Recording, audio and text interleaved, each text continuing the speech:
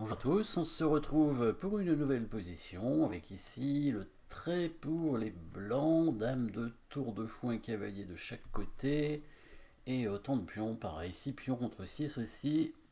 Les pièces blanches sont un petit peu plus actives quand même en direction du roi, hein. On voit la dame, le fou dans sa direction, un cavalier, un deuxième fou, une tour qui peut passer même en équerre, même si pour l'instant ce sera compliqué à cause du pion et du fou ici. Mais il semblerait qu'il y ait une attaque potentielle pour les blancs. Donc dans la direction du roi noir. Qu'est-ce qu'on pourrait faire? Des coups forcés évidemment. Il y a des échecs. Dame prend pion, ça a l'air un peu optimiste. Fou H6, ça sert pas grand chose. Cavalier prend E6 ou cavalier F5. Ce sont deux échecs possibles, mais cavalier F5, bah, il va prendre du pion E évidemment, et il attaque la dame. Je pense pas que ce soit incroyable. Ça peut dégager le pion pour faire une attaque à la découverte, mais quand le pion prend le fou, il attaque aussi la dame, hein. Donc ça n'a pas l'air extraordinaire. Est-ce qu'on a une menace de mat dans cette position? Pas en un coup en tout cas, mais on pourrait avoir peut-être des menaces de mat en quelques coups en direction du roi. L'attaque de la dame, sinon, bon, ok, prend 6 évidemment, mais ça fait échec. Cavalier B5, il y a le pion qui prend. Donc il n'y a pas grand chose d'autre. Et l'attaque de la tour, qu'est-ce qu'il y aurait? On pourrait la prendre en fait, la tour, mais il y a le pion qui reprend évidemment. Sinon, il y a un coup comme fou prend G6 hein, qui attaque la tour évidemment, qui peut être intéressant, hein. Destruction de la chaîne de pions devant le roi, pourquoi pas. Il reprend avec le pion évidemment.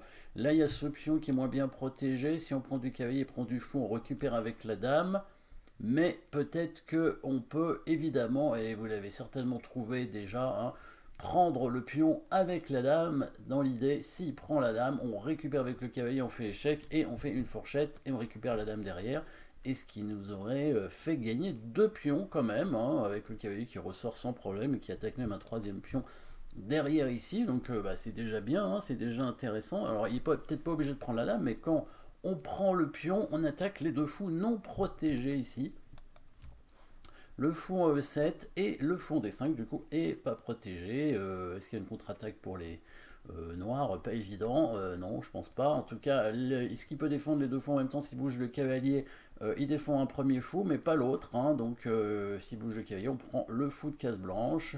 Et si la dame se met en C5 pour défendre les deux fous, c'est le cavalier qui est en prise. Donc ici, destruction de la chaîne de pions, oui, devant le roi avec coup forcé, attaque de la tour, il est obligé de prendre le fou, et là on prend le pion avec la dame, et c'est une attaque double cette fois, avec les deux fous qui ne sont pas protégés, et s'il prend la dame, du coup, nouvelle attaque double, fourchette, et le cavalier qui prend la dame, et on récupère probablement encore un pion sûrement derrière, avec ce pion ici, celui-là qui peut avancer, avec l'attaque sur le cavalier, l'attaque à la découverte sur la tour, deux pions d'avance qui suffit pour normalement obtenir évidemment une position gagnante. On ne s'est pas terminé, hein, évidemment, il faut encore jouer des bons coups, hein, des coups précis quand même, mais on devrait y arriver sans trop de difficultés. Il y a quand même beaucoup d'avantages ici, hein, parce que même il y a deux pions, mais les pièces noires sont très mal placées, hein, avec cette tour dans le coin ici qui est bloquée.